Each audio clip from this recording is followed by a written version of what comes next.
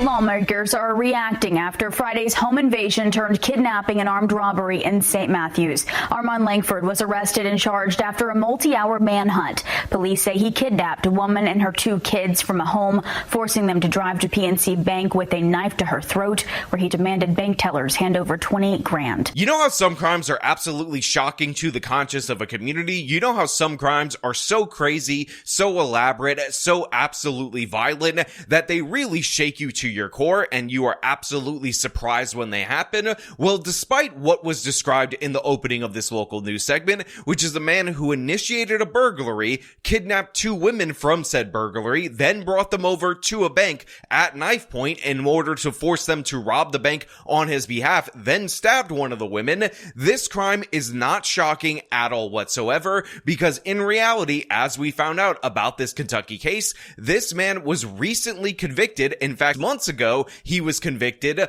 of several armed robberies. The woman was stabbed in the stomach during the alleged kidnapping. As Wave troubleshooters learned, Langford was out on shock probation less than 6 months into a 14-year prison sentence for a string of armed robberies in 2021. The legislator behind a sweeping criminal justice reform bill says this is the kind of situation the new law was supposed to prevent. Now, you might be asking yourself, why was he out of prison 6 months into a 14-year bid for armed robbery? And the reason for that, the rationale for that, is that a woke judge decided that it was her prerogative in order to let this guy out on shock probation because he's just an innocent Beba Angel Aladdin. And in reality, this judge probably thought that the real culprit behind this was racism and or poverty. And we have to arrest racism or poverty. We can't punish this actual criminal. So she decided to put this guy out on the streets on probation, which, by the way, was a 5-year term. The probation wasn't even as long as the full remainder of his sentence. It's insane, it's absurd, and of course, it comes down to criminal justice reforms that were added in to the state of Kentucky that make no sense at all whatsoever, and again,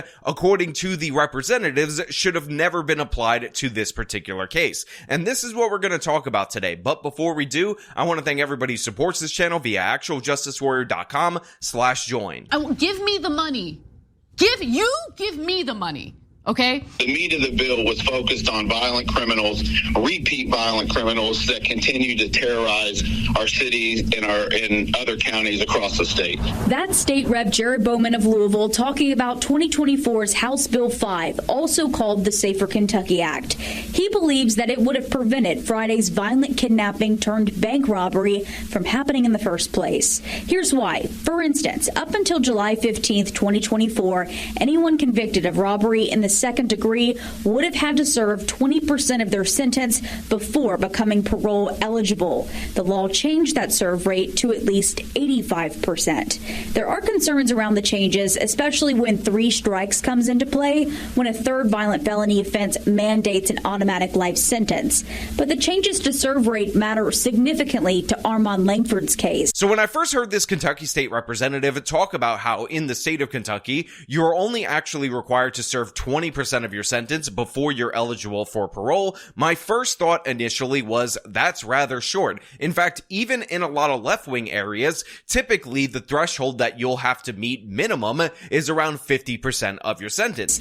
In February 2024, he was sentenced to 14 years on robbery and burglary charges. By October, he was out of custody on shock probation. The law change came just months short, but if it had been in effect, Langford would likely not have been eligible for a probationary release. Now, my second thought, and many of you out there in the audience who are good at math probably had this second thought as well, is 6 months is not actually 20% of a 14-year sentence. So even under the previous guidelines, he shouldn't be eligible for parole. However, the only served 6-month narrative, or was released 13 years early as reported by multiple different news agencies, doesn't actually tell the whole story. Remember, this guy was arrested for a bunch of crimes that he committed in the year 2021. If he were to be held in jail pre-trial while he was awaiting trial and then ultimately got sentenced years later, he would have been given credit on all the time that he spent in jail on his sentence, and that plus the 6 months that he was in prison post being sentenced would have actually equaled out to the 20% and thus made him eligible for parole. But again, in this particular case, him being eligible for parole is not necessarily the issue.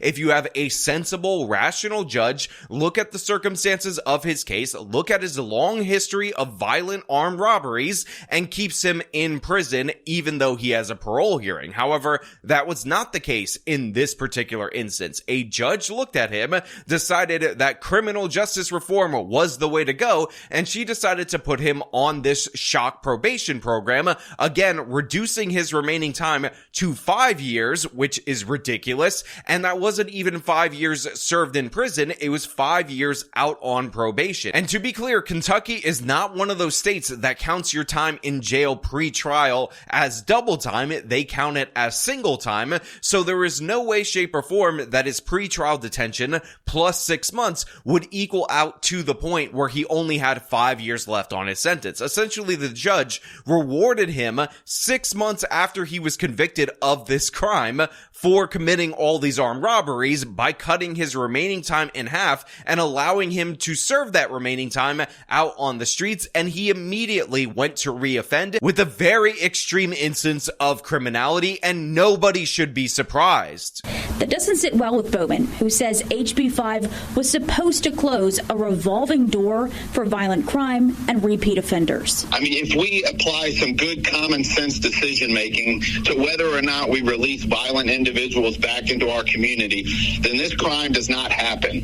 We shouldn't need House Bill 5 to know that letting someone out after serving 5 months of a 14-year sentence for violent crimes is just inexcusable and dangerous. So here you have a state representative appealing to common sense, making the case that you should not need this new law to be in effect if you're a judge when you're examining a guy 6 months after he was sentenced to a 14-year bid for multiple armed robberies. You already had all the information you needed to know based on his past criminal history, based on his consistent use of weaponry during the commissions of his crimes in order to hold that person in custody. But of course, common sense has left this country long ago, and this judge is a perfect example of it. We've reached out to Judge Jessica Green in this case, who granted Langford shock probation. She declined to comment. So of course, Judge Green was not interested in making any commentary on this particular case, but I think it's important right now, even though I'll probably have this woman's dopey face in the thumbnail, for me to show you what she looks like. She has those problem feminist glasses.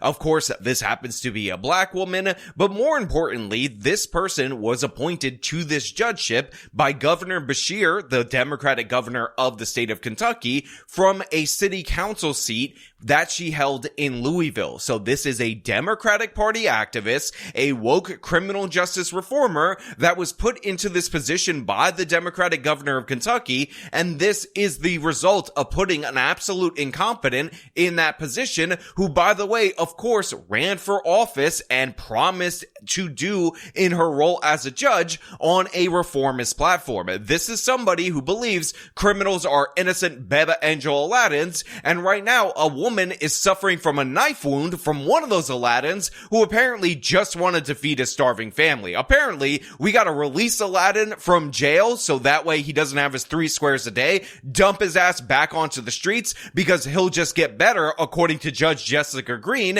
And then, if he breaks into somebody's house, takes them hostage at knife point, brings them to a bank in order to commit a robbery, and stabs a couple of people along the way, no big deal, nothing to worry about, because honestly, the whole system, if you really think about it, is kind of racist. Why does that bank have money and this black person not have money? Could it be because the bank actually invests money, loans it out to people, and thus makes a profit and is a sustainable business that contributes to society, and this black guy happens to be a criminal who keeps trying to rob people and thus has faced the consequences of his actions? No, absolutely not. The difference between PNC Bank and this criminal is evil white racism. Don't you know that? Don't you understand that? Haven't you figured that out yet? Well, Judge Jessica Green did, and that's why she decided to dump his ass onto the streets. Now, to be clear, this 85% rule that they introduced in the state of Kentucky, I actually think might be a little bit too extreme. I like it to be around 2/3 of a sentence, 66%, and then you leave it up to a judge's discretion. But the thing is, we have these ridiculously stupid judges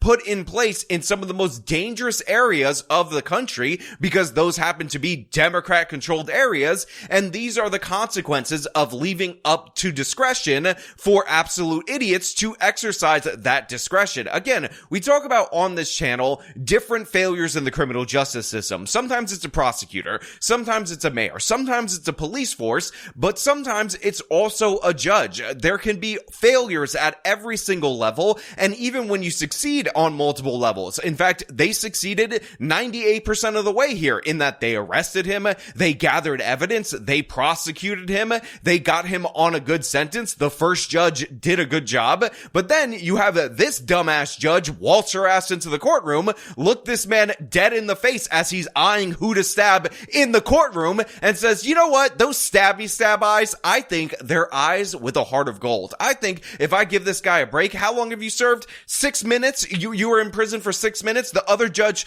just finished sentencing you? Well, take those cuffs off this young man, this young scholar. I'm gonna release him out onto the streets and see what he needs to do. And then when it hits the fan, when the logical consequences of this incredibly stupid action that anybody could have foreseen had they not been a left-wing progressive occur, she's unavailable for comment. She can't be bothered to deal with you riffraff, you human pieces of garbage, because honestly, she has more criminals to spring that are not currently covered under the new sentencing guidelines in the state of Kentucky. So yeah, this is predictable. This is something that should have been prevented. The state legislature is 100% right that it should be common sense, but it turns out common sense is quite limited in supply, and a perfect demonstration of that is Judge Jessica Green releasing this person 6 months in on multiple armed robberies to his prison sentence. Meanwhile, Bowman says he wants to see a full review of all judicial decisions in Jefferson County. We've got law enforcement and Chief Humphrey doing everything they can in our community to go after violent criminals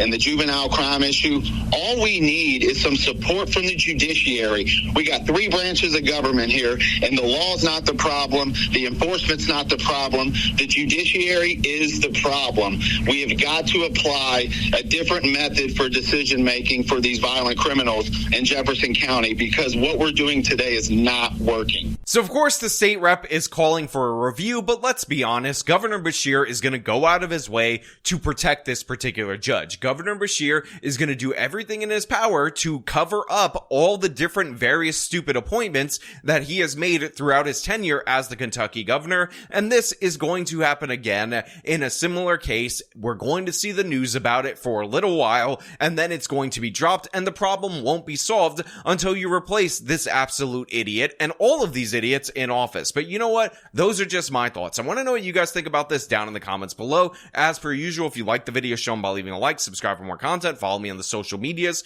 You can support me via the support links in the description of this video. This has been me talking about an insane super predator being released nearly 13 years early, depending on how you count. Till next time.